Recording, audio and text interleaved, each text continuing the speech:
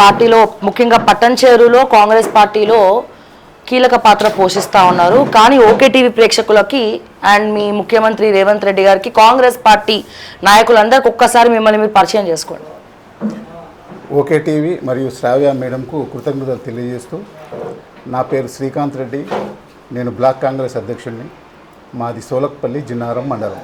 Okay, ఎన్ని సంవత్సరాలు అవుతుందన్న మీరు కాంగ్రెస్లో? నేను ఉన్నదే కాంగ్రెస్ పార్టీలో, ఫస్ట్ నుంచి కూడా కాంగ్రెస్ పార్టీ, వేరే పార్టీ ఏం మారలే. మరి మీకు పదవులు వచ్చినాయా? 100% వచ్చినాయి. కష్టపడే వాళ్ళకి పదవులు కాంగ్రెస్ పార్టీ బరాబర్ ఇస్తుంది. మరి ఎందుకు ఈ చర్చ? మరి ఎందుకు ఈ కొట్లాటలు, ఎందుకు ఈ చర్చ, ఎందుకు ఈ పంచాయతీలు? ముఖ్యంగా చెప్పాలంటే కాంగ్రెస్ పార్టీ కార్యకర్తలకు ఆత్మాభిమానం ముఖ్యం. ఆత్మాభిమానం సచిన తర్వాత మనం ఇక బతికినా ఒకటే, సచ్చినా ఒకటే. ఇప్పుడు 135 సంవత్సరాల సంది కాంగ్రెస్ పార్టీ మనగలుగుతుంది, ఉండగలుగుతుంది, నడవగలుగుతుంది అంటే కాంగ్రెస్ పార్టీ కార్యకర్తలు ముఖ్యం భారతదేశంలో. ఊకనే 135 సంవత్సరాల సంది కాంగ్రెస్ పార్టీ బతకలే. ఇందుకెళ్ళి ఎంతోమంది పోయిండ్రు, కొట్టుకపోయారు, మళ్ళీ ఇంట్లోనే వచ్చి కాలగర్భంలో కలిసిపోయారు కాంగ్రెస్ పార్టీలో. ముఖ్యంగా పడంచేరు నియోజకవర్గంలో కాంగ్రెస్ పార్టీ కార్యకర్తలు, ముఖ్యంగా కాటాసీన్ అన్న ఇప్పుడు 20 సంవత్సరాల సంది జెండా పట్టుకొని కోట్ల రూపాయలు ఖర్చు పెట్టుకొని కార్యకర్తల్ని, జెండాని ఈ పడంచేరు నియోజకవర్గంలో నిలబెట్టిన తర్వాత ఆబ్వియస్లీ ఎవరికైనా ఉంటుంది, కాంగ్రెస్ పార్టీ కష్టపడ్డాడు కాబట్టి గవర్నమెంట్ వచ్చింది. గవర్నమెంట్లో మన ఉనికి, మన కార్యకర్తలకు ఏదైనా చేయాలనే తపన, అది ప్రతి కాంగ్రెస్ పార్టీ ముఖ్య నాయకునికి అది ఉంటుంది. అది కాటా శ్రీనివాస్ గౌడ్ గారికి ఉన్నది. ముఖ్యంగా కాటా శ్రీనివాస్ గౌడ్ గారికి మొదటి నుంచి కూడా ఆయన మీద ఒక అక్కసు టీఆర్ఎస్ పార్టీలో. ముఖ్యంగా చెప్పాలంటే సర్పంచి ఉమ్మడి రాష్ట్రంలో అత్యధిక మెజార్టీ 8,000 పైచిలకు మెజార్టీతో గెలిచిన మొట్టమొదటి నాయకుడు ఎవరైనా ఉన్నారంటే అది అమీన్పురం ముద్దుబిడ్డ కాటా శ్రీనివాస్ గౌడ్. అప్పుడు 1.5 year కాగానే అన్ని చెక్కులు ఇది చేసిండ్రు, అది చేసిండ్రు, మిస్యూజ్ చేసిండ్రు అని చెప్పి ఇదే హరీష్ రావు గారు, ఇదే ఎమ్మెల్యే మైపాల్ రెడ్డి గారు ఆయన మీద అక్కసుతోని ఆయనని సస్పెండ్ చేసిన పరిస్థితి. సస్పెండ్ చేసిన తర్వాత నీలాంటి నాయకుడు హరీష్ రావు గారు చాలా పైరవ చేసిండ్రు, ఏదో టీఆర్ఎస్ పార్టీలకు రావాలి, నువ్వు ఉండాలని చెప్పి ఒత్తిడి చేసినా కూడా నిజంగా జెండాని నమ్ముకున్నాడు తప్ప ఆ రోజు హరీష్ రావు గారు నమ్ముకొని టీఆర్ఎస్ పార్టీకి పోలే. ఈ కార్యకర్తలు నమ్ముకొని అదే పటంచేరు నియోజకవర్గంలో మొదటిసారి ఎమ్మెల్యే టికెట్ వచ్చింది, కొంత మెజారిటీతో పోయిండు. రెండోసారి ఎమ్మెల్యే టికెట్ వచ్చింది, 1,00,000 ఓట్లు వచ్చినాయి. 1,00,000 ఓట్లు వచ్చిన 3,000 మెజారిటీతో ఓడిపోయాడు. అయినా జెండా ఇడవలే, కార్యకర్తలు నిడవలే. ఈరోజు ఇంతమంది కార్యకర్తల్ని నడుపుకుంటూ ముంగడు నడుచుకుంటూ కాంగ్రెస్ పార్టీ జెండా కాపాడు. అంటే ఇవన్నీ ఇట్లా సమస్యలు ఉన్నాయని నాకు తెలిసి మీనాక్షి నటరాజన్ గారు కూడా మీతో ఇంటర్నల్గా మీటింగ్ పెట్టినట్టు కూడా తెలుస్తోంది. మరి ఇప్పటివరకు ఏం చెప్పట్లేదు ఆవిడ? ముఖ్యంగా ఇది ఎట్లున్నదంటే మీనాక్షి నటరాజ్ మేడంకు కలిసినాం, మేము ప్రతి ఒక్కరిని కూడా కలిసినాం. కార్యకర్తలకు ఇబ్బంది అవుతుంది, ఒక ఇన్ఛార్జిగా కాటా శ్రీనివాస్ గౌడ్ గారికి పవర్స్ ఇవ్వాలి. ఆ పవర్స్ ఇస్తే కాంగ్రెస్ పార్టీ కార్యకర్తలకు అనుకోండి, కష్టపడ్డ కార్యకర్తలకు అనుకోండి, ముఖ్యంగా ప్రజలకు, గవర్నమెంట్ వచ్చింది కాబట్టి గవర్నమెంట్ వస్తే మన ప్రజలకు ఏమైనా చేయాలనే తపన ఉంటుంది. ఎందుకంటే ఒక 20 సంవత్సరాల సంది కాంగ్రెస్ పార్టీని నమ్ముకొని ఉన్న నాయకుని కూడా ప్రజలు కూడా నమ్మిండ్రు, ఓట్లు కూడా అట్లా వేసిండ్రు కాబట్టి నిజంగా ఎవరైనా అనుకుంటారు, అరే కాటా శ్రీనివాస్ అని ఏదైనా మాకు ఒక పని చేసి పెడతాడు, ఒక ఇల్లు ఇచ్చి పెడతాడు, ఒక పెన్షన్ ఇప్పిస్తాడు, ఒకటి ఇది ఇప్పిస్తాడు, ఒకటి అది ఇప్పిస్తాడు. చాలా ప్రజలు చాలా రకరకాల వాళ్ళ నమ్మకాలు ఉంటాయి. ఆ నమ్మకాలను అవుతున్నది, నాకేమీ ఇబ్బంది ఉన్నది, ఇది నిజంగా ఇక్కడ ఎమ్మెల్యే గారిని తీసుకొచ్చిండ్రు, నన్ను దూరం పెడుతున్నారు అనే కొంచెం ఇబ్బంది ఉంది. కానీ పార్టీ మీద ఇబ్బంది పడతలే, కానీ ఇక్కడ ఉన్న పరిస్థితుల మీద ఇబ్బంది పడుతున్నాడు. పార్టీని ఎప్పుడు కూడా వ్యతిరేకం మాట్లాడలే, కార్యకర్తలు మాట్లాడలే, ఆయన కూడా ఎప్పుడు మాట్లాడలే. ముఖ్యంగా చెప్పాలంటే ఈరోజు 15 సంవత్సరాల కింద దామోదర్ అన్న అనుచరునుగా ఈరోజు ఇప్పటి వరకు కూడా ఆయన నమ్ముకొని ఉన్నాడు. మీకు చెప్తే ఒకటి సెన్సేషన్ లూజ్ ఏంటంటే గవర్నమెంట్ వచ్చి 16 నెలలు అవుతున్నది, దామన్న ఇంటి కడప తప్ప ముఖ్యమంత్రి ఇంటి కడప కూడా ఇంతవరకు తొక్కలేడు. నేను సచ్చినా దామన్నతోనే, బతికినా దామన్నతోనే, నన్ను సచ్చిన దామన్నని చేస్తాడు, నన్ను బతికించినా కూడా దామన్న చేస్తాడు కాంగ్రెస్ పార్టీ అని చెప్పి ఇంతవరకు ముఖ్యమంత్రి గడప కూడా తొక్కలేదు. మేము కూడా కొన్నిసార్లు చెప్పినాం, ఏందన్నా ఇప్పుడు దామన్నని అంటున్నావు, ప్రతి దామన్న అంటున్నావు, ఏం చేసినా దామన్ని అంటున్నావు, ముఖ్యమంత్రి గారి తరఫు పోదామంటే ఒకటే చెప్పిండు, లేదు దామన్న ద్వారానే ఉన్నాం, మనం దామన్నని ఏం చేసినా దామన్ననే, మనం కాపాడిన దామన్ననే, లేకపోతే ఇంకేమైనా పదులు ఇచ్చిన దామన్ననే అని చెప్పి దామన్నని నమ్ముకొని ఉన్నాడు. మరి అంత ఇగోకి పోయింది కాబట్టి రేవంత్ రెడ్డి గారు కూడా పట్టంచేరుని పక్కన పెట్టిండేమో. మరి లేదా ఇగో అంటే ఇప్పుడు ఇగో అని కాదు, అది రేవంత్ రెడ్డి గారు ఏదైనా దామోదర్ రాజనరసింహ గారే అంటే ముఖ్యమంత్రి కాబట్టి ముఖ్యమంత్రిని కొన్ని సందర్భాల్లో కలవాల్సినటువంటి అవసరం ఉంటుంది. సో ఎట్లాగో ఇప్పటివరకు కాటా గారు రాలేదు కాబట్టి అందుకే పట్టంచేరుని మైండ్లో నుంచి తీసేసినారేమో అని నేను అంటున్నాను. లేదు, మైండ్లో నుంచి ముఖ్యమంత్రి గారు ఏం తీయలేరు, కానీ పట్టంచేరు నుంచి మీరు అన్నట్టు కూడా వాస్తవమే. అది మేము కార్యకర్తలు అందరూ చెప్పినాం. చెప్పిన తర్వాత ఒకటే అన్నాడు, దామన్ననే అని అన్నాడు. సీనన్న పరిస్థితి ఏంటంటే ఒక 15 ఏళ్ళ కింద ఒక వ్యక్తిని నమ్ముకొని ఉన్నాడు. ఇప్పుడు ఈ వ్యక్తి కాదని ఇంకో వ్యక్తితో పోతే ఏమైనా అనుకుంటాడేమో, ఏమైనా బాధపడతాడేమో, ఏమైనా కార్యక్రమాలు చేస్తాడేమో, మన ఓపిక పట్టినాం 15 ఏళ్ళ కింద ఓపిక పడినాం, ఇంకా కొంచెం కూడా ఓపిక పడదాం, పడితే ఆయనే మనం ఇది చేసుకొస్తాడనే ఆలోచనతో ఊపినాడు తప్ప ముఖ్యమంత్రి తానికి పోవద్దని లేదు. ఖచ్చితంగా మేము ముఖ్యమంత్రి తాను కూడా పోతాం. ఇప్పుడైతే మాకు జరిగిన అన్యాయం జరుగుతున్నది, ఆ అన్యాయాన్ని కూడా మేము ఖచ్చితంగా ముఖ్యమంత్రి గారికి వివరిస్తాం. అంటే ఇప్పుడు మీరు ఓపిక అంటున్నారు, సిచ్యువేషన్ చూస్తే బయట జరిగేటువంటి అంశాలు, అంటే నేను ఎప్పుడు కూడా ప్రజల మధ్యలో తిరుగుతూ ఉంటాం కాబట్టి మరో 50 సంవత్సరాలు ఇప్పుడు మీరు అధికారంలోకి వచ్చిన తర్వాత కాంగ్రెస్ పార్టీ చేసినటువంటి విధ్వంసానికి మరో 50 సంవత్సరాలు కాంగ్రెస్ పార్టీ అధికారంలోకి రాదు, మీరు ఏది చేసినా ఈ 2-3 ఏళ్ళే ఉంటుంది అనేది బయట చర్చ. ఇక ఈ 2-3 ఏళ్ళకు కూడా ఇంకెన్ని రోజులని ఓపిక పడతా ఉంటారు? మీరు వెళ్ళి పార్టీ హైకమాండ్నో లేకపోతే రేవంత్ రెడ్డి గారినో కలిసేసరికి వాళ్ళే ఆ చైర్లో ఉండకపోవచ్చు బహుశా. ముఖ్యంగా నేను ఒక ఉదాహరణ చెప్తాను, ఎందుకంటే శ్రావ్య మేడం చెప్పింది కాబట్టి కంక్లూడ్ ఇవ్వాలి. ఎన్టీ రామారావు బతుకున్నప్పుడు, ఎన్టీ రామారావు గవర్నమెంట్ ఫామ్ అయినప్పుడు నిజంగా ఆయన చేస్తున్నటువంటి రాజకీయాలు చూస్తే కాంగ్రెస్ పార్టీ మనగడదు, జీవితంలో కూడా కాంగ్రెస్ పార్టీ ఉండదు అని చెప్పిండు ఆయన ఎన్టీ రామారావు. ఎందుకంటే అప్పుడు ఉన్న రెవల్యూషన్, పొలిటికల్ రెవల్యూషన్ ఆ విధంగా తీసుకొచ్చిండు. కానీ ఆ తర్వాత ఎన్టీ రామారావును కాదని కాంగ్రెస్ పార్టీ వచ్చింది. నిజంగా కాంగ్రెస్ పార్టీ తర్వాత చంద్రబాబు నాయుడు వచ్చాడు. చంద్రబాబు నాయుడు వచ్చిన తర్వాత ఇన్ఫర్మేషన్ టెక్నాలజీ ఇంత అద్భుతంగా ఉన్నది, ఈయన తప్ప మన ఉమ్మడి ఆంధ్ర రాష్ట్రంలో ఎవరు కూడా లేరని అన్నారు. ఆయన పోయిండు. ఆయన పోయిన తర్వాత కేసీఆర్ వచ్చిండు, వైఎస్ రాజశేఖర రెడ్డి గారు వచ్చారు. వైఎస్ రాజశేఖర రెడ్డి గారు వస్తే మహాత్మా గాంధీ చనిపోయిన తర్వాత కూడా 600 మంది 700 మంది చనిపోలే భారతదేశంలో. కానీ ఒక దివంగత నేత వైఎస్ రాజశేఖర రెడ్డి గారు చనిపోతే 680 మంది చనిపోయినరు. అట్లాంటి మహానేత ఇంకా ఈ భారతదేశంలో ఉండరు, ఈ ఉమ్మడి రాష్ట్రంలో ఎవరు కూడా రారని చెప్పినారు. ఆ తర్వాత మళ్ళా చంద్రబాబు నాయుడు వచ్చిండు. తర్వాత కల్వకుంట్ల చంద్రశేఖరరావు గారు వచ్చిండు. చంద్రశేఖరరావు గారు తెలంగాణ ఉద్యమంలో వచ్చిన తర్వాత కూడా ఈయన పెద్ద నాయకుడు, ఈయన తప్ప ఇంకోటి లేరు అన్నారు. కానీ ఈయన చేస్తున్నటువంటి అకృత్యాలు, ఈయన చేస్తున్నటువంటి భూదాహం, ఇక ఆయన కావచ్చు, అల్లుడు కావచ్చు, కొడుకు కావచ్చు, బిడ్డ చేయొచ్చు, తెలంగాణ ఉద్యమంలో మేము చేస్తున్నామని చెప్పిన ఈ ఉద్యమ నాయకులు కోటర్ల దంద చేస్తారు, చీప్ లిక్కర్ల దంద చేస్తారా? ఢిల్లీకి పోయి చీప్ లిక్కర్ల దంద చేసి తెలంగాణ పరువు, ప్రతిష్ట, ఇజ్జత్ మొత్తం నిజంగా కేసీఆర్ కుటుంబం మొత్తం తీసేసారండి. ఈరోజు అప్పుడు 40 ఎకరాలు ఉన్న ఫామ్ హౌస్ 1500 ఎకరాలకు వచ్చింది కేసీఆర్ది. 2 ఎకరాలు ఉన్న ఫామ్ హౌస్ మేకన్ గడ్డాలు ఈరోజు చూడండి 100 ఎకరాలకు వచ్చింది. హరీష్ రావుకు ఫామ్ హౌస్, ఆయనకు ఫామ్ హౌస్, ఆయన అల్లునికి ఫామ్ హౌస్. ఎక్కడండి? ఎవరు అసలు వీళ్ళు అందరి ఎక్కడికి వెళ్ళి వచ్చిండు? నేను చెప్తా సిద్దిపేట చరిత్ర, ఆయన చరిత్ర ఏముందో 20-30 సంవత్సరాల కింద. ఎక్కడ కేసీఆర్, ఎక్కడ హరీష్ రావు, ఎక్కడ కేటీఆర్, ఎక్కడ కవిత, ఎక్కడ సంతోష్? వీళ్ళ పరిస్థితి ఏంది? అందుకని ఇప్పుడు మీరు కూడా ఫామ్ హౌస్ కొనుక్కోవాలనుకుంటున్నారు. మాకు ఫామ్ హౌస్ వద్దు. అందుకే 135 సంవత్సరాల సంది కాంగ్రెస్ పార్టీ మనగలిగింది.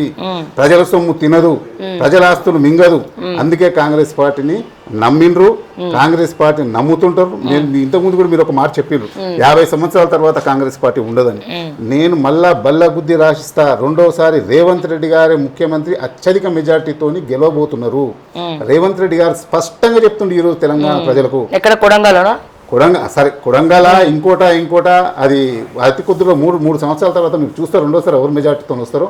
నేను స్పష్టంగా కాంగ్రెస్ పార్టీ ఈ రోజు చూడండి బీసీల కులగణన చేసిండ్రండి. బీసీల కులగణన చేసి తెలంగాణ మొత్తం ఎవరు ఎంతున్నారో వాళ్ళకంతా అని చెప్పినటువంటి ఏకైక నాయకుడు ఎవరైనా ఉన్నారంటే అది రాహుల్ గాంధీ, ఈ తెలంగాణ ముఖ్యమంత్రి రేవంత్ రెడ్డి గారు. ఈ రేవంత్ రెడ్డి గారు ముఖ్యమంత్రి గారు చెప్పి అనౌన్స్మెంట్ చేసి అది సెంట్రల్ గవర్నమెంట్కు పంపిస్తే వాళ్ళకు భయపడి ఈరోజు బీహార్ కావచ్చు, ఇంక ఎలక్షన్స్ వస్తున్నాయి, యావత్ భారతదేశంలో బీసీ కులగణన మీద అవగాహన వస్తుంది, రాహుల్ గాంధీ ప్రధానమంత్రి అవుతాడు అనే ఉద్దేశం వాళ్ళకు చొర్రింది. కాబట్టి ఈరోజు నరేంద్ర మోడీ భయపడి ఏదైతే పాకిస్తాను మనం యుద్ధం జరుగుతున్న సమయంలో, యుద్ధ పరిస్థితులు చేస్తున్న సమయంలో ఈరోజు క్యాబినెట్ మీటింగ్ పెట్టి బీసీ కులగణన చేస్తానని చెప్పిన స్థితికి మేము తీసుకొచ్చినామంటే కాంగ్రెస్ పార్టీ రెండోసారి రాదంటారేమమ్మా? 60 సంవత్సరాలు కేంద్రంలో కాంగ్రెస్ పార్టీ అధికారంలో ఉంది, ఇంకెక్కువనే ఉంది. అధికారంలో ఉన్నప్పుడు ఎన్నడూ కూడా మరి కులగణన చేయలేదు. మరి అధికారం పోయినాక ఇప్పుడు కులగణన బీజేపీ చేస్తుందని చెప్పి మీరు ఏడుస్తున్నారా? బీజేపీ చేస్తుందని కాంగ్రెస్ పార్టీ కేంద్రంలో అధికారంలో ఉంది. స్వతంత్రం వచ్చినప్పటి నుంచి మొన్నటి వరకు కూడా భారతదేశం ఎవరి చేతిలో ఉందండి? కాంగ్రెస్ పార్టీ చేతిలోనే ఉంది. మా 60 సంవత్సరాలు మరి ఏ కేంద్ర ప్రధానమంత్రి కూడా కులగణన చేయాలని చెప్పి కూడా ఎక్కడ కూడా కేంద్రం చేసిందా? 20 సంవత్సరాల నుంచి మీ కాంగ్రెస్ పార్టీ చేయలేదు. ఇప్పుడు మోడీ గారు మీటింగ్ పెట్టుకొని చేస్తే రేవంత్ రెడ్డి గారిని చూసే మోడీ గారు నేర్చుకున్నారు, మోడీ గారు చేస్తున్నారు. రేవంత్ రెడ్డికి భయపడి మోడీ గారు కులగణన చేసిరని చెప్పి మాట్లాడుతున్నారు. ఈ మాటలకి నవ్వాలన్నా ఏడవాలన్నా తెలంగాణ ప్రజలు చెప్పండి. తెలంగాణ ప్రజలు నవ్వుతూనే ఉన్నారు. వచ్చేసారి బంపర్ మెజార్టీతో ఎలక్షన్లు గెలిపిస్తారు. నేను భారతదేశం పరిస్థితి కూడా చెప్తున్నా. సెక్యులర్ పార్టీ అండి కాంగ్రెస్ పార్టీ. ఒక వర్గానికి సంబంధించింది, ఒక మత రాజకీయాలు చేసే పార్టీ కాదు. అన్ని వర్గాలను సమానంగా చూసే పార్టీ, బడుగుల పార్టీ, బడుగు బలహీన వర్గాల పార్టీ, అట్టడుగు వర్గాల పార్టీ. ఈరోజు మళ్ళీ చెప్తున్నా, 135 సంవత్సరాల సంది కాంగ్రెస్ పార్టీ ఏలగలుగుతుంది, నడవగలుగుతుంది, ముందుకు పోగలుగుతుందంటే భారతదేశానికి సంబంధించిన అన్ని వర్గాల ప్రజలు ఈ రోజు కాంగ్రెస్ పార్టీని నడిపినరు. ఆ రోజు కాంగ్రెస్ పార్టీ చెప్పిందండి. నేను కాంగ్రెస్ పార్టీ చెప్పింది ఒక ఉదాహరణ చెప్తా. బ్యాంకులను జాతి ఏం చేసిందండి, 100 కోట్ల రూపాయల కుంభకోణం, 100 కోట్ల రూపాయల ఉన్న పెద్ద మనుషులని జాతీయం తీసుకొని వచ్చి బ్యాంకులకు ప్రతి ఒక్క పౌరునికి క్రాప్ లోన్ ఇప్పించింది. నేను చెప్తా మీకు, ఏదైతే గరీబీ హటావో అని చెప్పింది ఇందిరాగాంధీ, ఎక్కడండి ఈరోజు ఇందిరాగాంధీ ఎవరు యారు మరుస్తున్నారు? ఈ రోజు మా దగ్గర ఉన్నది బీడీఎల్ ఎక్కడ, ఆర్డినెన్స్ ఫ్యాక్టరీ ఎక్కడ, బిహెచ్ఎల్ ఎక్కడ, రింగ్ రోడ్ ఎక్కడ? ఈ రోజు ఇండస్ట్రియల్ సబ్సిడీ కింద ఇండస్ట్రియల్ వచ్చిన మన పడంచేరులో ఇండస్ట్రియల్ సబ్సిడీ కింద వచ్చిన సంక్షేమ పథకాల ఫ్యాక్టరీలు ఎక్కడి? ఈ రోజు ఇక్కడ మీరు చెప్పేది ఎట్లుందంటే, ఒకప్పుడు మా తాతలకు 100 ఎకరాలు ఉండే, ఒకప్పుడు మా మా మా నాన్నలకు 60 ఎకరాలు 30 ఎకరాలు ఉండే, కానీ ఇప్పుడు మా జేబులు నిల్లు, మాకు 1 ఎకరం కూడా లేకుండా అయిపోయింది అని అంటున్నారు. ఒకప్పుడు సంగతి కాదు, ఇప్పుడు ఏం చేస్తారు చెప్పండి? ఇప్పుడే వాళ్ళందరూ ఆస్తులు అమ్ముకున్నారు. సో ఇప్పుడు ఉన్నటువంటి జనరేషన్కి ఎకరాలు కూడా లేవు. సో అదే కాంగ్రెస్ పార్టీ పరిస్థితి కూడా నేను అంటున్నా, నేను కాదు ప్రజలు అంటున్నారు. ఈ సందర్భంగా ఇందాక మీరు మాటల్లో మాట్లాడినప్పుడు ఒక మాట అన్నారు, ఎన్టీ రామారావు గారు కూడా కాంగ్రెస్ పార్టీ రాదన్నారు, కానీ తర్వాత కాంగ్రెస్ అధికారంలోకి వచ్చింది చాలా మంది చెప్పిరు మీలాంటి. కానీ కోట్ల విజయభాస్కర్ రెడ్డి గారికి ఒక అర్హత ఉన్నది, వైఎస్ రాజశేఖర రెడ్డి గారికి ఒక అర్హత ఉన్నది. వాళ్ళందరూ లెజెండరీ లీడర్స్. కాంగ్రెస్లో ఉన్నటువంటి మొన్నటి ప్రధానమంత్రి మన్మోహన్ సింగ్ గారి వల్లనే ఇప్పుడు జీడిపి రేటు కూడా పెరిగింది. మేము అందరం ఒప్పుకుంటాం, తెలంగాణ ప్రజలు ఒప్పుకుంటారు, భారతదేశ ప్రజలు ఒప్పుకుంటారు, ఇవన్నీ జరిగిందని. కానీ రేవంత్ రెడ్డి గారి వల్ల ఏం జరుగుతోంది ఇప్పుడు ఈ రోజున? ఏదైతే సెక్యులర్ పార్టీ అని చెప్పి మీరు అంటున్నారో, అన్ని సామాజిక వర్గాలు మంచి అభివృద్ధి చెందినాయని మీరు అంటున్నారో, ఎగ్జాంపుల్గా పటంచెరు తీసుకోండి. పటంచెరు నియోజకవర్గం ఇన్ఛార్జ్ ఎవరు? ఒక గౌడు బిడ్డ, ఒక బీసీ బిడ్డ. ఇదే ప్లేస్లో ఒక రెడ్డి ఉంటే ఇట్లా ఉంటుండేనా? దీనికి ఎక్కడో మీరు అంటే ఇక్కడనే మీ ఇల్లు కాలింది, ఇక్కడనే సమానత్వం లేదు, ఇక్కడనే బీసీ అని ఒకలాగా రెడ్డి అని ఒకలాగా చూస్తూ ఉన్నారు, ఇక్కడనే బీసీల పెత్తనం కాకుండా రెడ్డిల పెత్తనం నడుస్తూ ఉంది. మరి దీన్ని ఏ రకంగా మీరు చెప్తారో దయచేసి చెప్పండి. సరే, కాంగ్రెస్ పార్టీ ఎప్పుడైనా బడుగు బలహీన వర్గాల గురించే ఉంటుంది, దాని లేదు 1% కూడా ఇబ్బంది ఏం లేదు. కాటా శ్రీనివాస్ గౌడ్ గారు కూడా నేను ఖచ్చితంగా చెప్తున్నా, కాంగ్రెస్ పార్టీ అవకాశం ఇస్తుంది, కాంగ్రెస్ పార్టీ నడిపిస్తుంది. కాకపోతే మాకు ఒక చిన్న ఇబ్బంది ఏంటంటే, ఇక్కడ మైపాల్ రెడ్డి గారు వచ్చారు కాబట్టి కొంత డ్యామేజ్ అయింది. నేను అందులో తప్పేం లేదు. నేను అధిష్టాన వర్గాన్ని కూడా కొన్ని సందర్భాల్లో నేను పిసిసి అధ్యక్షుల వారికి చెప్పిన, ఎవరికైతే మినిస్టర్ గారు చెప్పినా, ఈ ఒక ముఖ్యమంత్రి గారు ఒక నటరాజన్ గారి తానికే పోయేది ఉన్నది, పోతాం. నేను మళ్ళా చెప్తున్నా, మాకు గనక న్యాయం జరగకపోతే ఒక నటరాజన్ గారు కావచ్చు, ఒక ముఖ్యమంత్రి గారు కావచ్చు, ఒక పార్టీ కార్యకర్తలు అందరం కలిసి, పడంచెరు నియోజకవర్గం పార్టీ కార్యకర్తలు అందరం కలిసి ఒక 100 మంది పోదామని ఫస్ట్ అనుకున్నాం. కార్యకర్తలు మాత్రం ఒక 5,000 మందితోని రాహుల్ గాంధీ తారీఖు పోదాము, మనం న్యాయం జరగకపోతే అని చెప్పిండ్రు. ఆ ప్రణాళిక చేస్తున్నాం. ఖచ్చితంగా 100కి 100 మాకు అన్యాయం జరిగితే రాహుల్ గాంధీ దగ్గరకు పోతాం, మాకు న్యాయం తెలుసుకుంటాం. వస్తామా ఢిల్లీకి వెళ్ళి ప్రాణాలతో వస్తాం, లేకపోతే ఆ సమస్యను తీర్చుకొని వస్తాం. అయితే చాలా తెలివిగా, చాలా అద్భుతంగా 100కి 100 నేను అడిగిన ప్రశ్నని మీరు డీవియేట్ చేసి సమాధానం చెప్పలేకుండా పక్కదో పట్టిస్తున్నారు. నేనేమన్నాను, మీరు మైపాల్ రెడ్డి గారు, మేము కూడా అదే చెప్తున్నాం, మైపాల్ రెడ్డి గారు ఉన్నారు కాబట్టే మీ బీసీలకు అన్యాయం జరుగుతుంది ఇక్కడ, అందుకే ఇక్కడ మీ హవా నడుస్తలేదు, అధికార పార్టీ హవా నడుస్తలేదు, అందుకే మీకు పదవులు వస్తలేవు అని చెప్పి నేను మాట్లాడుతున్నా. ఇది తప్ప మిగతావన్నీ చెప్తున్నారు, కానీ మెయిన్ పాయింట్ చెప్తలేరు మీరు. సామాజిక న్యాయం ఎక్కడుంది? నేను సెక్యులర్ పార్టీ గురించి మాట్లాడుతున్నా, నేను సామాజిక న్యాయం గురించి మాట్లాడుతున్నా. ఇందాకే మీ మిత్రులు ఒకరు దళిత బిడ్డ, ఆయనకు జరిగినటువంటి అన్యాయం గురించి చెప్తా ఉన్నారు. మరి మీ కాంగ్రెస్ పార్టీ నిజంగా అంత సామాజిక వర్గానికి న్యాయం పట్ల, ధర్మం పట్ల ఉన్నప్పుడు, అందరినీ సమానంగా చూస్తున్నప్పుడు అసలు మన ఈ డిస్కషనే వేస్ట్. ఎందుకు చెప్పమంటారా? కాంగ్రెస్ పార్టీ ఏమంటారు? ప్రజాస్వామ్యం అంటారు, రాజ్యాంగబద్ధం అంటారు. అసలు ఎవరైతే రాజ్యాంగబద్ధంగా ఓట్లేసి ఒక నాయకుడిని గెలిపిస్తారో ఆ నాయకుడు హవానే ఎక్కడైనా నడుస్తుంది. ఓడిపోయిన వాళ్ళు ఎక్కడ కూడా మీటింగ్లలో కూర్చోరు. అసలైన ప్రజాస్వామ్యం. దీన్ని బీఆర్ఎస్ వాళ్ళు మార్చేసారు. అంటే గెలిచిన వాళ్ళని వేరే వేరే పార్టీలలో గెలిచిన వాళ్ళని బీఆర్ఎస్ పార్టీ తీసుకొని ప్రజాస్వామ్యాన్ని తొక్కేసింది, రాజ్యాంగాన్ని తొక్కేసింది. మరి ఇప్పుడు మీ కాంగ్రెస్ పార్టీ కూడా అదే చేస్తున్నామంటున్నారు కదా. నేను అడిగిన ప్రశ్నలు 3 ఉన్నాయి. సో దీన్ని మీకు ఏ రకంగా ఆన్సర్ చెప్తారో చెప్పండి. ఖచ్చితంగా ఏదైతే కాంగ్రెస్ పార్టీ ఇంతకుముందు శ్రావ్య మేడం మాట్లాడింది, రెడ్డిల పార్టీ, రెడ్డిల గురించే ఆలోచన చేసే పార్టీ అని చెప్తున్నటువంటి మేడం గారికి నేను ఆన్సర్ ఇస్తున్నా. ఏదైతే బడుగు బలహీన వర్గాల గురించి 42% వాళ్ళకు ఖచ్చితంగా తెలంగాణ లోపల వాళ్ళు ఎంత ఉన్నారో, వాళ్ళ బలం ఎంత ఉందో, వాళ్ళకు ఆర్థిక పరిస్థితులు, సామాజిక పరిస్థితుల పరంగా వాళ్ళకు పంచాలని ఏకైక నాయకుడు ఇంతవరకు ఎవరు కూడా స్వతంత్రం వచ్చినప్పుడు అని చెప్పలేదు. అది రేవంత్ రెడ్డి, ఒక అగ్రవర్ణం, ఒక రెడ్డి చెప్పిండు. చెప్పి ఢిల్లీ పునాదులు కదిలించినటువంటి నాయకుడు ఎవరైనా ఉన్నారంటే అది రేవంత్ రెడ్డి గారు. సరే, ఒకటి. రెండవది, మీరు ఏబిసిడి కులగన చాలామంది నేను కాంగ్రెస్ పార్టీతో ముఖ్యమంత్రి చేయలేదని అంటలే, చేయొచ్చు. కానీ ఒక అగ్రవర్ణ నాయకుడు ఉండి కూడా ఈరోజు ఏబిసిడి వర్గీకరణ చేసి 60 సంవత్సరాల కళ దళితులకు సహకారం చేసినటువంటి నాయకుడు ఎవరైనా ఉన్నారంటే అది రేవంత్ రెడ్డి గారు, రాహుల్ గాంధీ, కాంగ్రెస్ పార్టీ క్యాబినెట్. నేను మళ్ళీ ఖచ్చితంగా చెప్తాను. ఇప్పుడు పటంచేరు నుండి నాకు ఎక్కువ కాల్స్ వస్తూ ఉంటాయి, అంటే రాష్ట్ర వ్యాప్తంగా వస్తాయి. బట్ పటంచేరు కొంచెం నేను కూడా లోకల్ టచ్ ఉంది కాబట్టి ఎక్కువ మంది నాకు కాల్ చేస్తూ ఉంటారు. మీ చిట్కుల నుంచే కొంతమంది నాకు కాల్ చేశారు, అప్లికేషన్లు అయిపోయినాయి గ్రామ పంచాయతీలా, కులగణన కుటుంబ సర్వేకి మా ఇంటికి వస్తలేరు మేడం. చిట్కుల గ్రామంలో సగం మందికే కుటుంబ సర్వే జరిగింది, మిగతా సగం మందికి ఇళ్ళకే రాలేదని చెప్పి మీ చిట్కుల్లో ఉన్నటువంటి పటంచేరులోనే ఉంది కదా అన్న చిట్కులు, నాకు తెలియదు, ఒకసారి మీరు చెప్పాలి. చిట్కులు పటంచేరులోనే ఉంది. మరి మీ చిట్కుల్లో ఉన్నటువంటి కొంతమంది గ్రామస్తులు నాకు కాల్ చేసి చెప్పారు, మరి ఇక్కడనే తెలిసిపోతుంది కులగణన ఎంత అద్భుతంగా జరిగిందో, ఫార్ములు అయిపోయినాయి అని చెప్పి మరి ఏ రకంగా వెళ్ళినారో ఆ కుటుంబ సర్వే గురించి మీరు మాట్లాడుతూ ఉన్నారు. ఓకే, ఇది ఎవరైనా చేస్తే టీఆర్ఎస్ పార్టీ నాయకుడు కూడా చేయొచ్చు. నేను ఒక బ్లాక్ కాంగ్రెస్ ప్రెసిడెంట్కి ఒక లీడర్ని. నేను 3 మండలాలకు 3 మండలాల కమ్సకం 70,000 మంది ఉంటారు. 70,000 మందిలా ఫస్ట్ సారి కులగణన చేసినప్పుడు 94% అయింది.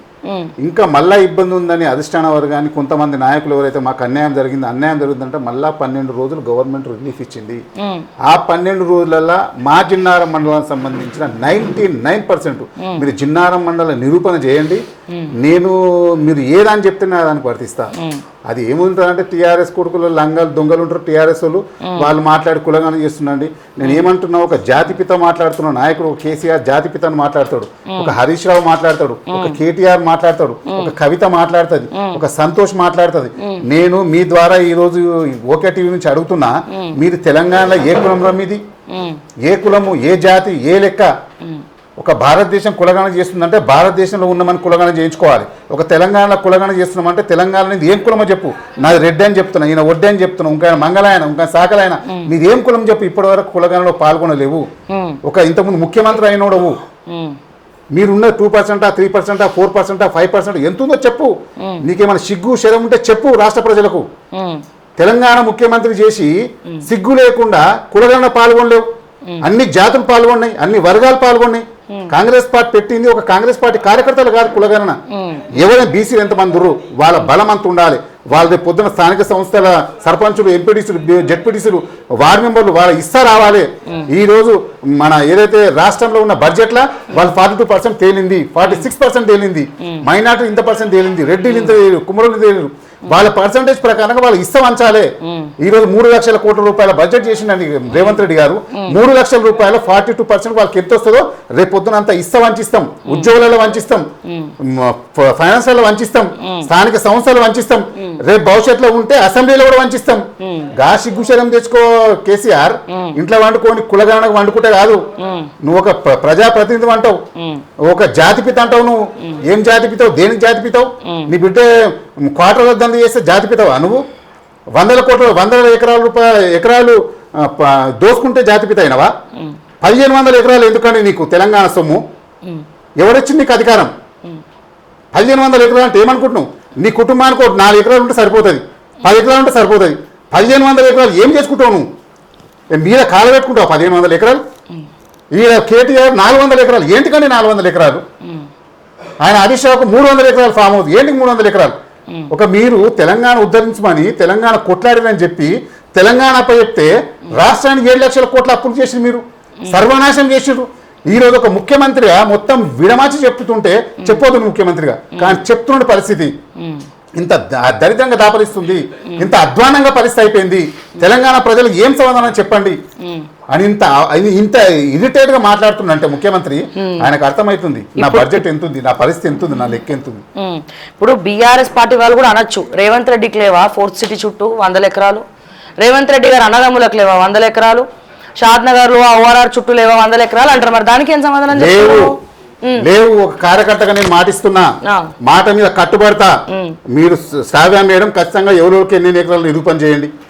నేను ముక్కు నేలకు రాస్తా రేవంత్ రెడ్డి కుటుంబానికి 100 ఎకరాలు ఉన్నాయనుకుంటే చేస్తే ఖచ్చితంగా చెప్తున్నా. నిరూపితం ఏడున్నారమ్మా నేను వస్తాను మీ దగ్గర. నువ్వు ఏడాను అంబేద్కర్ చౌరసకి రమ్మంటావా, అసెంబ్లీకి రమ్మంటావా, ఏడికి రమ్మంటావు చెప్పి చార్మినార్ కాడ వచ్చిన ముక్కు నేలకు రాస్తా 100 ఎకరాలు ఉన్నాయి అనుకుంటే. లేదండి, రేవంత్ రెడ్డి ఒక గోల్ పెట్టుకొని వచ్చిండు. రేవంత్ రెడ్డి తెలంగాణ ప్రజలకు ఉన్నదంతా పంచిపెట్టాలని వచ్చిండు. ఆయన తెలంగాణలో రేవంత్ రెడ్డి అంటే ఎవరు అని తెలవనీకి వచ్చిండు.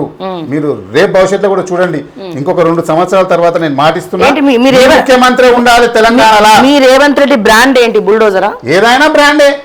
ఆయన చేసింది ఏముంది? చేసిందేం లేదు. మహిళలకు ఏముంది? ఫ్రీ బస్ ఇస్తుండ, అది బ్రాండే. 50,000 ఉద్యోగాలు ఇచ్చినది బ్రాండే. 200 యూనిట్లు ఫ్రీ ఇస్తున్నాడు తెలంగాణ మొత్తము. అందుకే కరెంట్ లేదు. ఎందుకంటే మీరంటే కాదు కరెంటు నువ్వు తీసుకున్నాడు కండి అంటే మీ పట్టణచేరులు అందరికీ వస్తుంది, అందరికి వస్తుంది. మిగతా జిల్లాలకు రావట్లేదు. నేను 30 ఎకరాలు ఆసాం నండి, 30 ఎకరాలు నా బోర్తో మొత్తం పాలించుకుంటున్నా. 100% వారిని నా సోలక్పల్లి విలేజ్ 100 క్వింటాల ఒడ్లు వచ్చినాయి. చూపిస్తా పదండి. ఇప్పుడు కాంగ్రెస్ పార్టీ ఎందుకు లేదు? కాంగ్రెస్ పార్టీ ఖచ్చితంగా చేస్తున్నది, సంక్షేమ పథకాలు చేస్తున్నది, అన్ని వర్గాలను ఆదుకుంటుంది, అన్ని వర్గాలను ముందుకు తీసుకుపోతున్నది. ఖచ్చితంగా కాంగ్రెస్ పార్టీకి రేపు పొద్దున ప్రజలు పట్టం కడతారండి. పట్టం ఎందుకు కట్టారు? ఏం మోసం చేసిందని రేవంత్ రెడ్డి గారు? మా కేబినెట్ ఏం మోసం చేసింది? దళితులకు ఇచ్చింది, బీసీలకు ఇచ్చింది, అన్ని వర్గాలను సమానం చూసింది, పర్సంటేజ్ల మీద కులగణన చేసింది. రేపు పొద్దున అమెండ్మెంట్ చేస్తామన్నది అసెంబ్లీలో. అమెండ్మెంట్ చేసి రేపు పొద్దున ఢిల్లీ పంపిస్తే ఢిల్లీ కూడా చేయాల్సింది ఉంటుంది. ఏ రోజు పొద్దున? ఏ రోజు పొద్దున? Congress party madam central government cabinet స్పందించిందంటే great. One of the most and powerful leader in Telangana అంటే అది రేవంత్ రెడ్డి. ఫైనల్ గా ఏంది మీ పట్టణచేరు లొల్లులు ఏందో మాకు అసలు ఏం అర్థం కావట్లేదు. అండ్ ఇంతసేపు మా అందరి కార్యకర్తలతోటి మాట్లాడినాను, సో అట్లనే అడుగుతా ఉన్నాను. సో పట్టణచేరు కార్యకర్తలు, ముఖ్యంగా కాంగ్రెస్ కార్యకర్తలకు ఏం కావాలి? పదవులు కావాలన్నా, పైసలు కావాలన్నా, కమిషన్ కావాలన్నా, అధికారం కావాలన్నా? మీ బాధ, మీ అక్కసంతా దేనికోసము? మాకు ఆత్మాభిమానం కావాలి కాంగ్రెస్ పార్టీ కార్యకర్తలకు. మాకు ఆస్తులు వద్దు, పైసలు వద్దు, ఇంకోటి వద్దు. 15 ఏళ్ల సంది కాంగ్రెస్ పార్టీ జెండా పట్టుకొని మోసుకుంటా, బతుక్కుంటా, జైలులో పడుకుంటా, కేసులు వేసుకుంటా, ధర్నాలు చేసుకుంటా, లొల్లి పెట్టుకుంటా ఈరోజు పడంచేరు గడిపింది. దళితులకు ఏదైతే ఇస్తుండని చెప్తే వాళ్ళకి అన్యాయం జరిగిందని తెలంగాణ రాష్ట్రంలో ఉవ్వెత్తున ఉద్యమం ఎగిసిపడ్డదంటే ఇది పటంచెరువులా.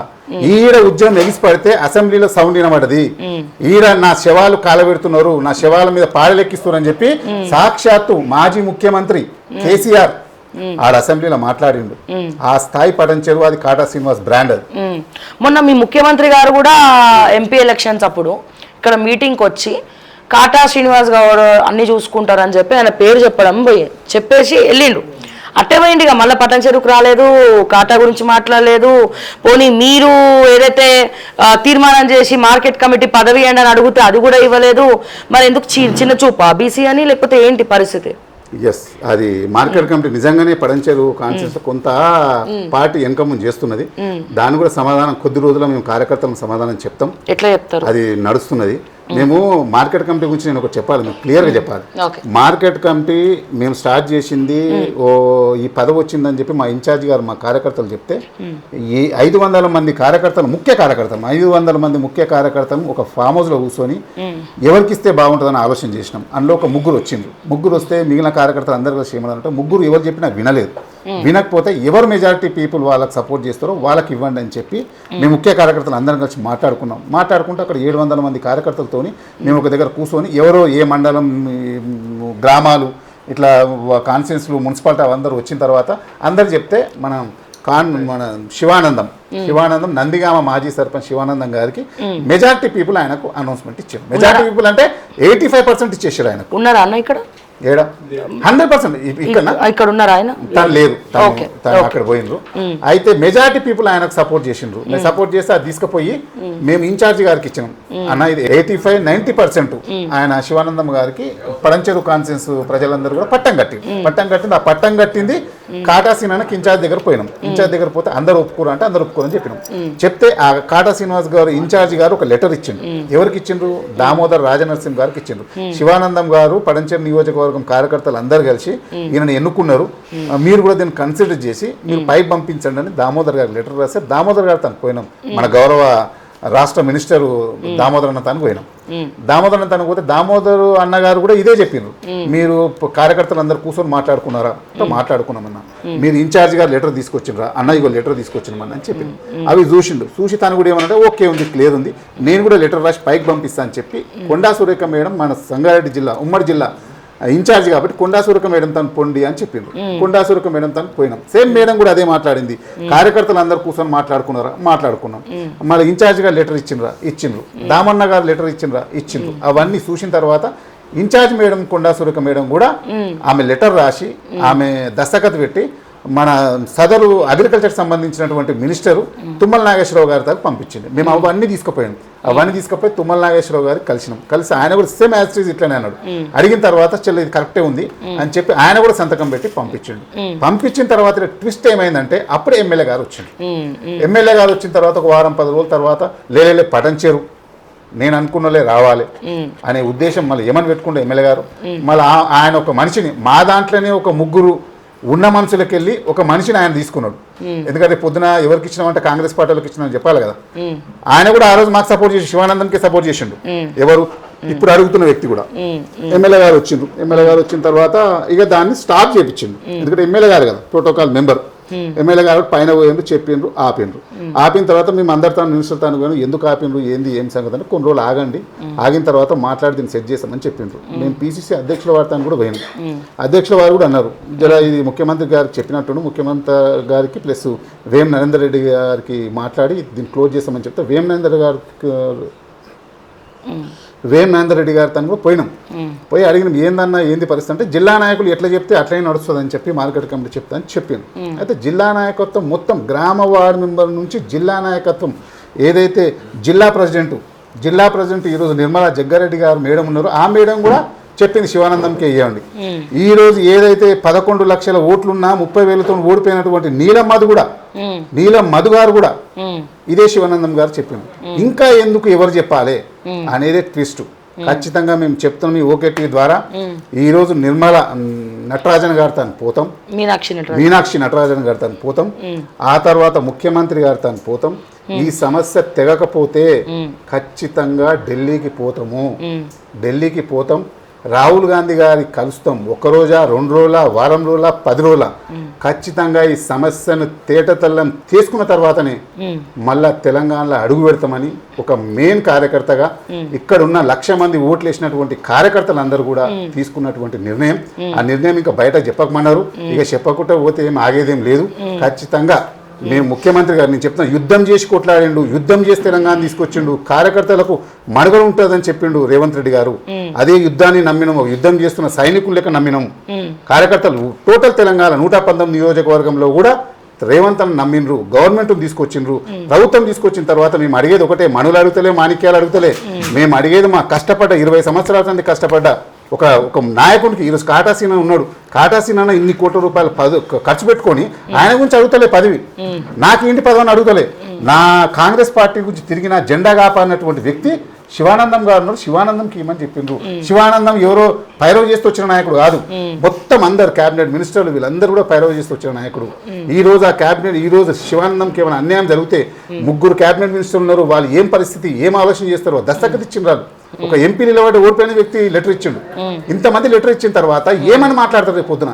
అదే దాంట్లో ఈ రోజు ఇప్పుడే సెక్రటరీ పోతున్నాం, నిర్మలం నటరాజన్ కలుస్తాం, ముఖ్యమంత్రి గారిని కూడా కలుస్తాం. ఆ లోపే సమస్య తెగిపోతుందని నిన్న మొన్న మాకు వచ్చిన సమాచారం ప్రకారం అర్థమవుతుంది. సమస్య తెగిపోతే మంచిది. మేము జెండా ఇడవం, కాంగ్రెస్ పార్టీలో పుట్టినాం, కాంగ్రెస్ పార్టీలనే సస్తం, కాంగ్రెస్ పార్టీలనే మనగలుగుతాం తప్ప కాంగ్రెస్ పార్టీ వ్యతిరేకం చేసేది లేదు. మా నాయకుడు రేవంత్ రెడ్డి, మా నాయకుడు ఎవరు దామోదర రాజనరసింహ. నేను ఇంకొకటి చెప్పాలి, ఏదైతే ఒక తండ్రికి కొడుకు లెక్క, శ్రీరామచంద్రునికి హనుమంతుని లెక్క దామోదర అన్నకు కాటా శ్రీనివాస్ ఉన్నారు. కాటా శ్రీనివాస్ దామన్న నమ్మిండు, దామన్న మాకు మోసం చేయడు, దామన్న మమ్మల్ని నిలబెట్టి ఏ మార్కెట్ కమిటీ కొట్లాడుతామో ఆ మార్కెట్ కమిటీ తీసుకొని ఇస్తాడు. మార్కెట్ కమిటీలో చాలా లొసుగులు ఉన్నాయి, సర్వం దాంట్లో దోచుకున్నారు, అడ్డగోళ్ళుగా షాపులు ఇచ్చిండ్రు. సో అందుకే మైపాల్ రెడ్డి గారు భయపడుతున్నారు, అందుకే ఆయన మనిషికే ఇద్దామని అనుకుంటున్నారు. నిజమేనా అది? ఎన్ని అవకతవకలు జరిగినాయి మార్కెట్ కమిటీలో? లోపల ఎన్ని అవకతవకలు జరిగినాయి తెలియదు. మా శివానందం శ్రీరామచంద్రుడు అసంటాడు, మళ్ళీ కుర్చెక్కిన తర్వాత ఎవరేం సంగతో చేస్తాడు, వాళ్ళు ఏం వెనక ముందు కూడా అవసరం లేదు. అందుగురించి కూడా వాళ్ళు భయపడుతురా, ఏం సంగతో అర్థమైతే లేదు. కానీ తప్పేది వెళ్ళాలి, ఒప్పేది వెళ్ళాలి. ఏదైనా మా శివానందం గారు ఆ మార్కెట్ కమిటీలో ఉండి నిజంగా ఒకవేళ మీరు చెప్పినట్టు మాకైతే అవగాహన లేదు, మీరు చెప్పినట్టు ఏమైనా తప్పులు అవకతవకలు ఉంటే ఖచ్చితంగా తెల్ల పేపర్ లెక్క బయటకు వస్తారు మా శివానందం గారు. తెల్ల పేపర్ లెక్క ఏమేమి జరిగినా మొత్తం బయట పెడతారు. ఫైనల్గా ఇప్పుడు మీరు ఢిల్లీ పోయినా మీకు ఏం జరగలేదు, ఇక్కడ గల్లీలో మీకు ఏం జరగలేదు, మీ దామోదర్ గారు కూడా ఏం చేయలేకపోయినారు, అప్పుడు మీ స్టాండ్ ఏంటి? ఇక నిర్ణయం అనేది ఇప్పుడు అందుకే చెప్తున్నా కదా, ఈ నిర్ణయం ట్విస్ట్ ఉంటుంది. ఈ నిర్ణయం ట్విస్ట్లు ఉంటుంది.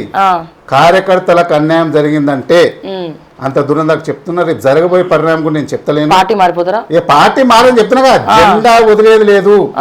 మా జెండా శవాల మీద కప్పుకొని వచ్చినా సరే మేము మాత్రం మార్కెట్ కమిటీ వదిలే ప్రసక్తే లేదు.